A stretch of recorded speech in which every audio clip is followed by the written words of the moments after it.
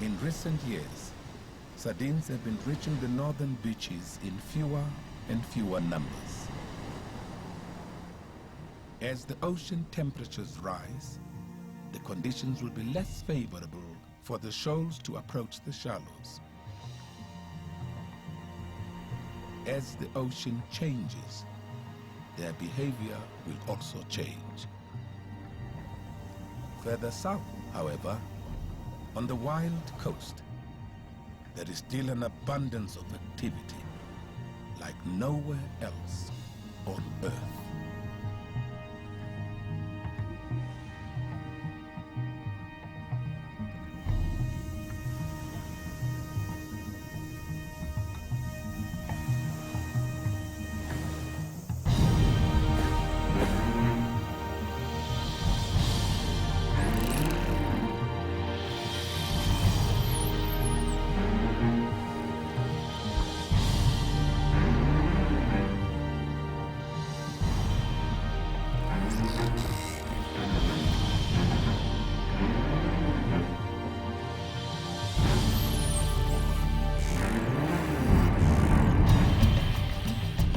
The shoal has been forced to the surface.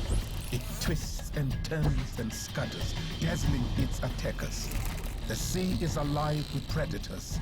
Unconcerned with each other, focused only upon taking the sardines from every conceivable direction. An undersea battle has begun.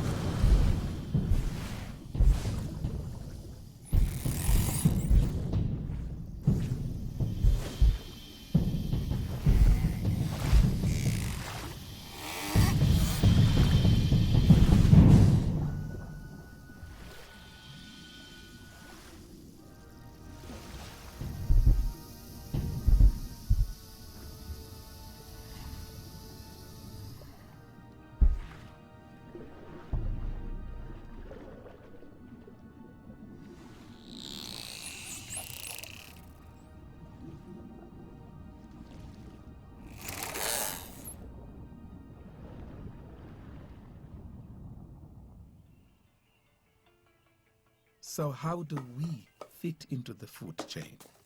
If we have to squeeze the fish into the can or pack it in ice? What can we do to keep our oceans alive?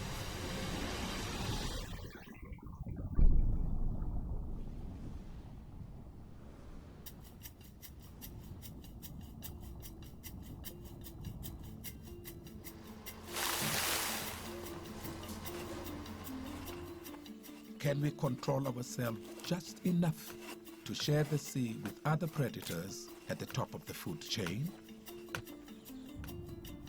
Can we control ourselves just enough to keep the circle of life spinning beneath the waves? What would it take? Once upon a time, all the world's oceans were as rich and vital as the wild coast.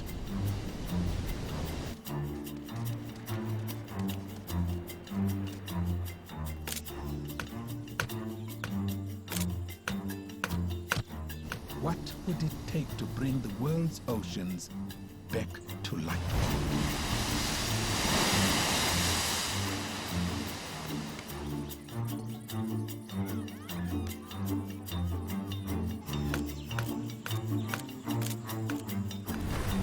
It is time for a sea change.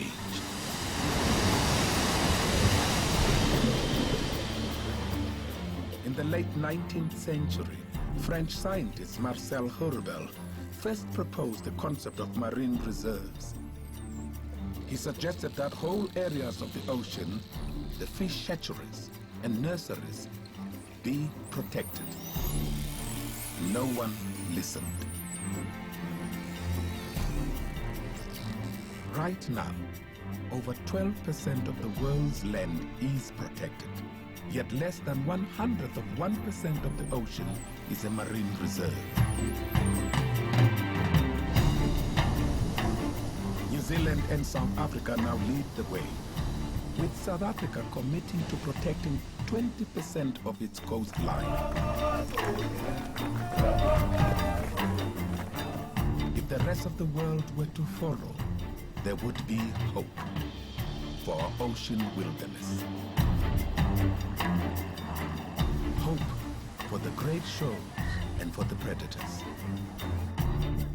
For now, there is a place where we can have a glimpse of what the oceans of the world would have looked like hundreds of years ago. And perhaps one day could again. This is the wide ocean. This is where Africa meets the sea.